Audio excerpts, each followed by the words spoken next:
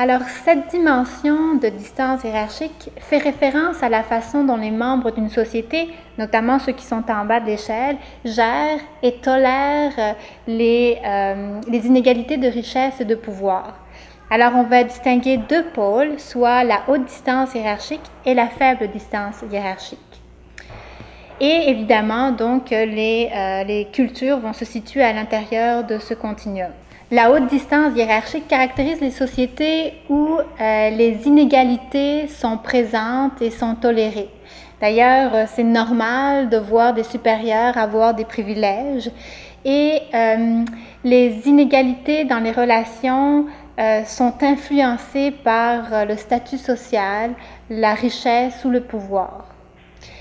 La faible distance hiérarchique caractérise les sociétés où les relations tendent à être plus égalitaires et ne sont pas influencées nécessairement ni par la richesse, ni par le statut social, ni par le pouvoir. Alors, comment cette dimension se manifeste-t-elle dans la famille? Le respect et l'obéissance sont deux valeurs prioritaires, c'est-à-dire qu'on va enseigner aux enfants et puis on va encourager les enfants à obéir et à écouter les figures d'autorité, c'est-à-dire les parents, les grands-parents, les grands frères, parce qu'on le voit aussi au sein de la famille, il y a une certaine hiérarchisation. Alors ce qui est très important, c'est que les enfants écoutent et obéissent sans contradiction. Dans la faible distance hiérarchique, les enfants sont traités plus comme des égaux et c'est toléré qu'ils contredisent les parents. Parce que ce qui est important, c'est l'égalité entre les individus. Maintenant, la distance hiérarchique, comment est-ce qu'elle se manifeste dans le système d'éducation? Alors, la relation que l'on avait parent-enfant dans le système d'éducation va se prolonger avec la relation enseignant-élève ou professeur-étudiant. Dans la haute distance hiérarchique, l'enseignant et le professeur sont l'enseignant et le professeur. Il y a une distance dans la relation avec les élèves et les étudiants et l'enseignant et le professeur sont là pour transmettre le savoir. Alors, ce qu'on va s'attendre en classe, c'est que les étudiants écoutent et obéissent.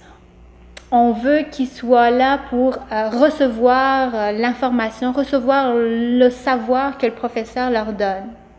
Donc, encore là, l'écoute et l'obéissance et le respect sont de mise. À faible distance hiérarchique, l'enseignant et le professeur détiennent un savoir et leur rôle est aussi de guider, d'accompagner et de soutenir l'élève ou l'étudiant dans leur apprentissage. Et comment se manifeste la distance hiérarchique dans le milieu de travail? De la même façon que dans le système d'éducation, la relation parent-enfant se prolonge par la relation professeur-étudiant ou enseignant-élève, eh bien, dans le milieu de travail, elle va se prolonger dans la relation supérieur-employé ou patron-employé. Dans la haute distance hiérarchique, un patron ou un supérieur va s'attendre à ce que ses employés exécutent ses ordres sans contradiction.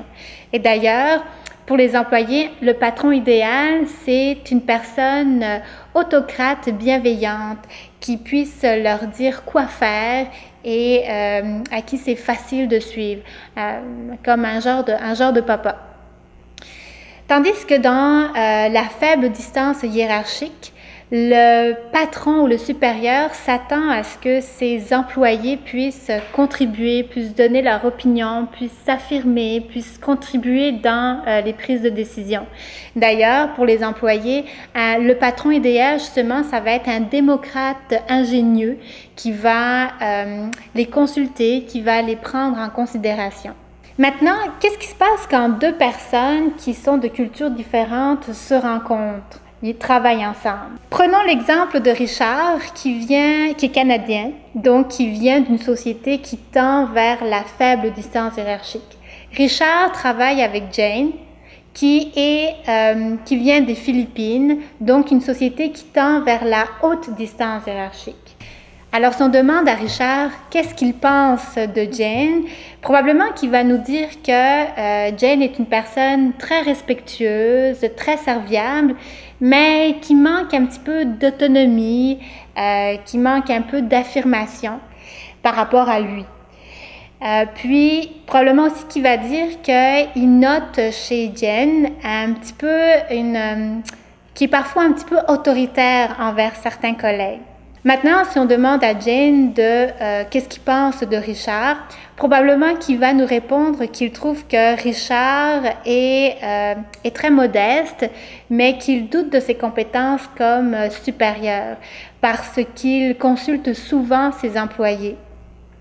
Aussi, il va dire que par rapport à ses collègues, qu'il y en a certains, surtout les plus jeunes, qui sont impolis parce qu'ils le tutoient, ou d'autres qui ne font pas ce que lui demande.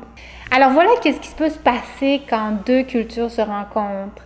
Il y a des perceptions qui émergent et ces perceptions sont influencées par nos références culturelles, ce qui peut amener à des jugements.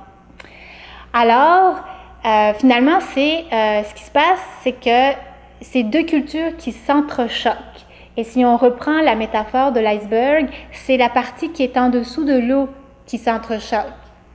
Alors, comment est-ce qu'on peut faire pour maintenir ou comment est-ce qu'on peut faire pour favoriser les relations harmonieuses et efficaces dans un contexte de travail? La première chose, c'est sûr, c'est se poser la question, est-ce que la personne qui est en face de moi vient d'un endroit où il y a d'autres façons de faire?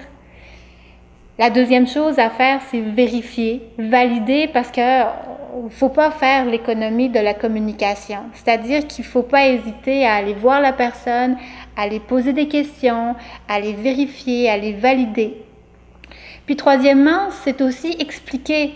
Donc, c'est expliquer comment est-ce qu'on fait ici au Canada, ou alors expliquer comment est-ce qu'on fait ailleurs, comment est-ce qu'on fait d'où on vient.